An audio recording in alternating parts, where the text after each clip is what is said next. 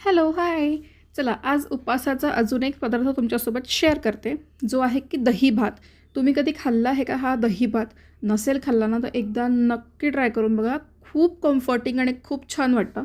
आपण ते साबुदाणा खातो, तळणीचे पदार्थ भरपूर होऊन जातात. या सगळ्यामध्ये ना, सगळ्यात बेस्ट असा हा दही भात लागतो. तर करायचं काय आहे ना, आपण वरळी घेतलेली आहे भगर 1 कप. ती नॉर्मली जशी आपण शिजवून घेतो ना, पाणी आणि थोडंसं मीठ घालून, तसं नॉर्मल तिला शिजवून घ्यायचं. इथे मी दही घेतलेलं आहे गोड. त्याच्यामध्ये थोडंसं मीठ, थोडीशी साखर घालायची आहे, फेटून घ्यायचं आहे. थोडंसं किंचित पाणी घालून हलकं पातळ करून घ्यायचं आहे. इथे तडक्यासाठी ना मी मिरचीचे तुकडे घेतले आहेत, आल्याचा कीस घेतला आहे आणि थोडेसे काजू घेतले. तुम्ही याच्यात शेंगदाणे पण टाकू शकता. आता थोडंसं दही घ्यायचं, दह्यामध्ये आपला वरळीचा भात घालायचा, चांगलं मिक्स करून घ्यायचं. त्याच्यावर घालायचा आपला हा तडका आणि हा तडका टाकल्यानंतर थोडेसे मी डाळिंबाचे दाणे पण घातले. सो ही रेसिपी ना नक्की ट्राय करून बघा.